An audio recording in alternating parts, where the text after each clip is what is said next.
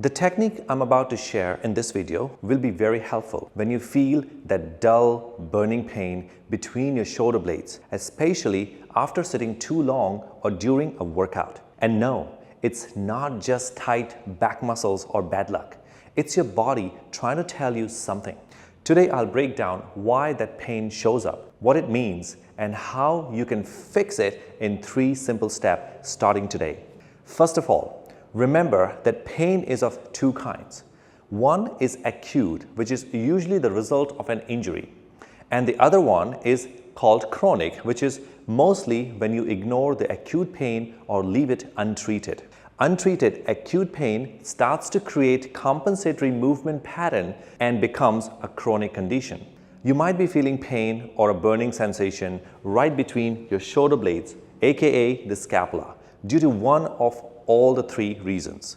Number 1, your mid-back muscles are overstretched. If your shoulders are always rounded forward, for whatever reason, be it working on the desk or mobile devices or due to your bulky, heavy arms, those tiny muscles between your shoulder blades are being pulled apart all day long. It feels good to get a massage, acupuncture, or use the foam roller technique, as these temporarily releases the tightness. But I guess that's probably something you've already done, and it will still not be a permanent solution to this problem. Which brings me to the reason number 2. You might have a rounded upper back, also called thoracic kyphosis. It could be structural or just a habit from years of poor posture, because the muscle between the shoulder blades attached to the mid-thoracic spine, if the chest is habitually pushed in, it creates a hunch, and that hunch puts extra strain on your upper and mid-back muscles. The more the hunch, the longer the muscle between the shoulder blades, which further leads to the reason number 1, rounded shoulder. The hunchback also moves the head forward, leading to the excessive strain on the muscles between the shoulder blades. If you do shoulder presses or push-ups with that posture, you will hurt your shoulder. It's a matter of time. But don't worry, I have a promising solution for you in this video right after I explain the 3rd possible reason you have a dull or nagging pain in your mid-back or between the shoulder blades. The reason number 3 might surprise you. It could be coming from your hips and knees, especially if you are a woman, because mid-back pain is common in women and teenage girls. Many women with knock knee or X knee-shaped curvature in the lower body have tight inner thigh muscles and unstable hips that affects your entire posture up to your shoulder blade. That's because knock knee affects gait. Instead of swinging freely from your hips and spine, the arms and upper body try to counter the effects of gravity to balance the posture. The strange part is that the shoulder looks absolutely normal and the shoulder blades close together. Instead of fixing the X knee curvature, most professionals focus on areas of pain, which leads to only temporary relief and frustration.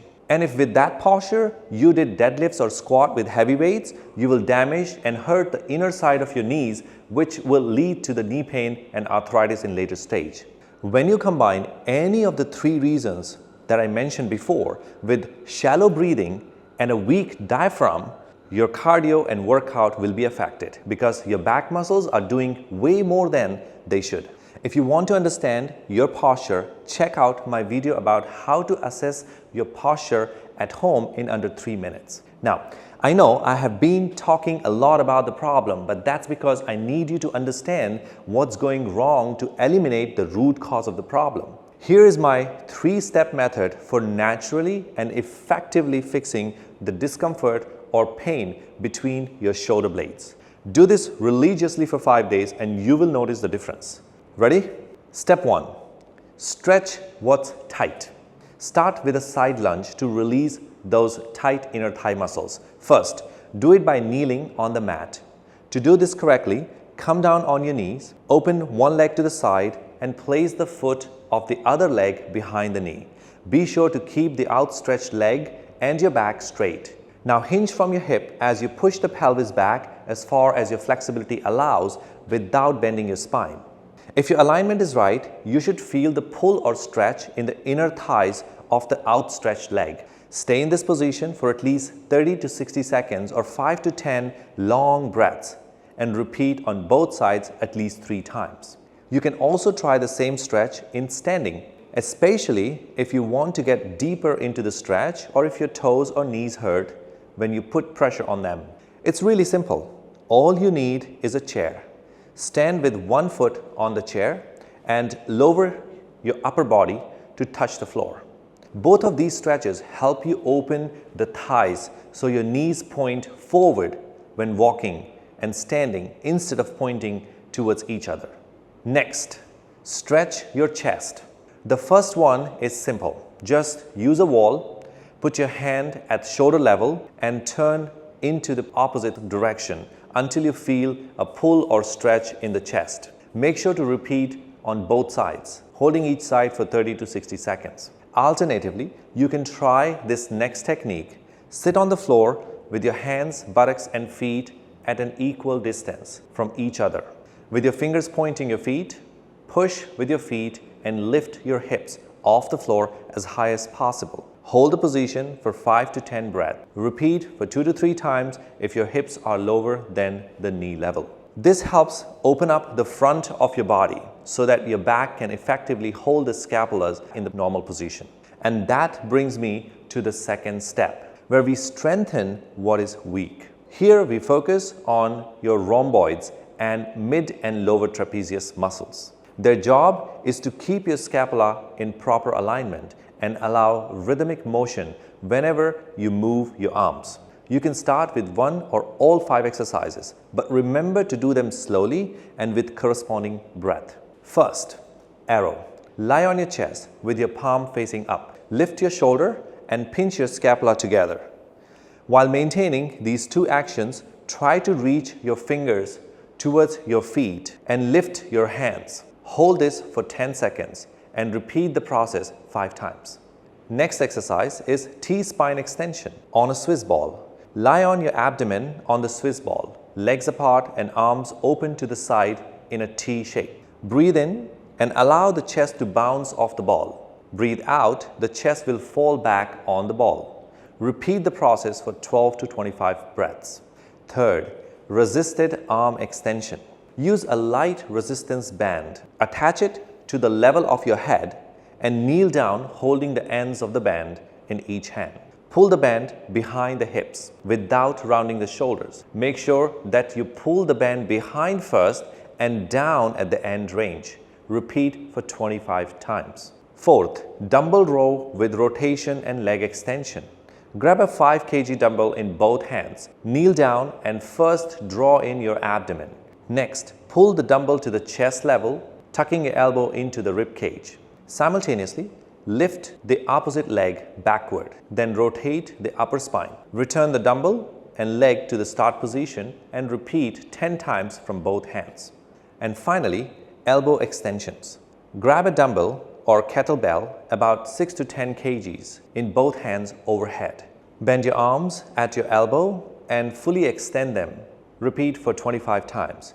All these exercises will help balance the muscle length between your spine, scapula, and shoulders. Remember the alignment principles during exercise, which are very important when activating the right muscles. To learn more about alignment, check out my 5-minute daily exercise for good posture video on YouTube. I've added the link in the description.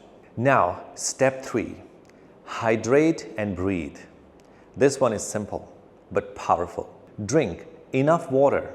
Deep breathing is also recommended to activate your diaphragm. Better breathing equals better posture. Better posture equals less pain. Here's my favorite breathing exercise of all time to maximize the effort of respiratory muscles. You can do this either sitting or laying on your back. Wrap and cross an elastic band around the base of your rib cage, making it tight so you can breathe against it. Now, here is something more important. Avoid pushing movements like push-ups, dips, or shoulder presses. They can make the pain worse. Also, if you feel pain in the shoulder joint, this routine might not help. That's a totally separate issue. Don't try to stretch through it. Get it assessed first from a professional. I have a bonus tip. When sitting or standing, turn your palms up on your knees or armrest, or even by holding your wrist behind your back. And if you sleep on your tummy, try to switch to your back or side. It's not easy at first, but it helps reset your spine. A small change that goes a long way. Listen, I know you might be tempted to get a massage, try acupuncture, or go hard on strength training. But those are usually quick fixes. You need a holistic approach that improves posture, builds the right muscle, and rewires your daily habits. If you want to go deeper, check out my 5-minute posture video link in the description. And if you are a movement coach, Pilates or yoga instructor looking to help others the right way, please take a look at my full training course below. Thanks for watching and take care of your body.